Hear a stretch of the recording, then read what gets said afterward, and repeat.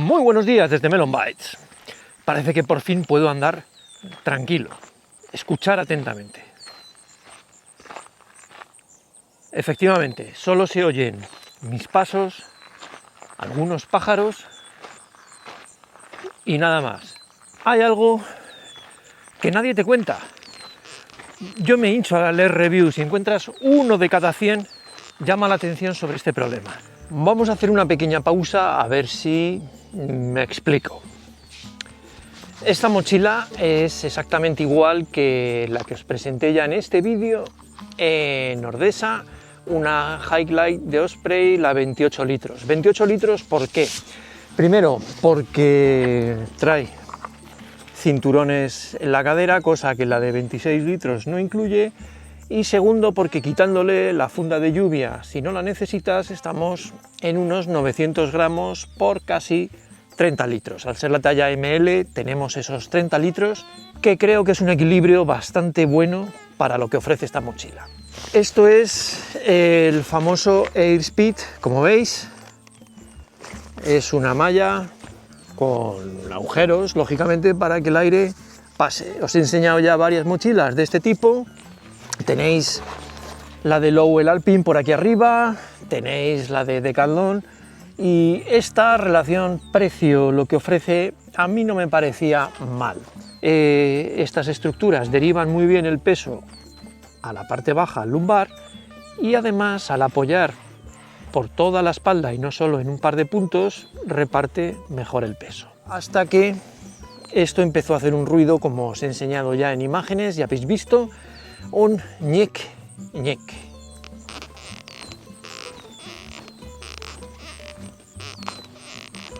Resultado que me puse, lógicamente, a identificar, por ejemplo, la de Decathlon son estos enganches que tiene con el varillaje, y tapando ese tramo conseguí quitar el ruido.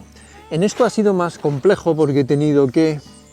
Pensaba primero que era el marco de aluminio la varilla contra el nylon posterior gris, pero no. Luego pensé que era esto de arriba, lo cual hay que desmontar, y esto es duro volver a montarlo, todo lo que es el marco, porque va muy apretado. Hay que ser un poco mañoso para abrir esa cremallera y que todo vuelva a tener otra vez su forma. Tampoco no hubo suerte. Así que finalmente, buscando información, porque ya estaba desesperado, digo, yo ya desisto. Esto de tener una mochila que tenga defectos no me parece correcto. Con los Prime Days había conseguido buen precio. Llamé a Amazon, les conté el problema. Amazon obviamente no va a sufrir, te dice, bueno, pues si quiere usted devolverla, devuélvela. Me ofrecieron también la posibilidad de descontarme un poco del precio. Así que eché las cuentas y dije, bueno, me ha costado tanto y además me devuelven 20 euros, pues por ese dinero es que no encuentro nada. Así que dije, voy a encontrar esos ruidos, a ver si los puedo solucionar. La solución al final vino por un vídeo. Voy a ver si os pongo el enlace abajo para que lo veáis, que tenía este problema con una mochila grande de Osprey, también con el sistema de suspensión, y al final lo que hacía era rociar todas las esquinas con muchísimo spray de silicona. Con eso lo reducía casi del todo, pero no contento con eso, lo que hacía luego por dentro, que es complejo llegar sin desmontarlo, echar vaselina por el interior, y de esa manera conseguía al menos pues 10 meses donde no le daba la lata y luego tenía que volver a hacer el proceso. A mí me ha funcionado, he conseguido quitar el ruido y hoy en esta ruta no me está haciendo ninguno. Estoy contento por un lado, pero os pregunto, ¿os parece normal que después de tantos años con este problema, que Osprey siga teniendo el problema?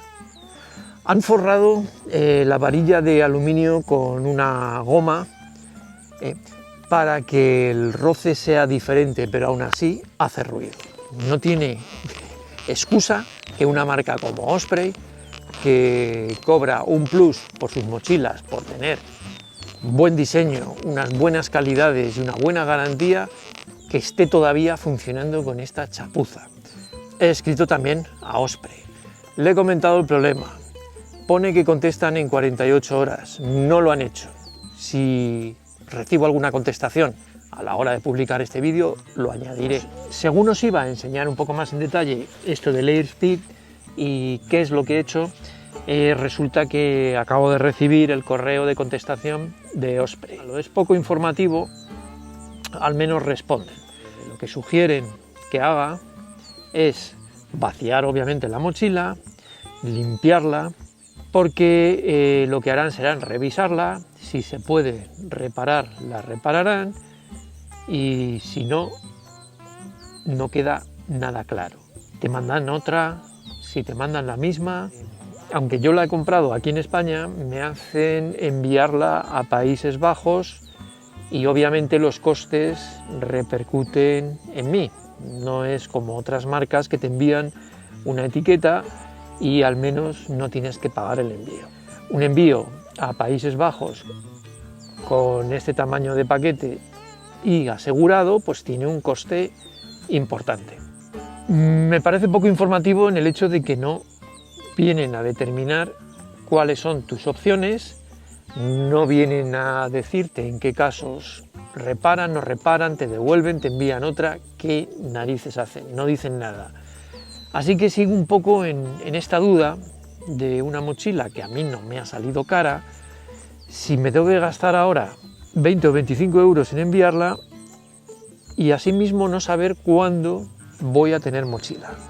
A ver, creo que este sistema está bien para una mochila pues que a lo mejor tienes 4 años y le ha surgido un problema y dices, bueno, pues mejor que me lo reparen a que no. Ahora, una mochila recién comprada con un problema, no creo yo que sea la mejor opción. Pero bueno, ¿vosotros qué haríais? ¿Reclamaríais? ¿La devolveríais? ¿Os da igual el ñic, ñic, ñic, ñic?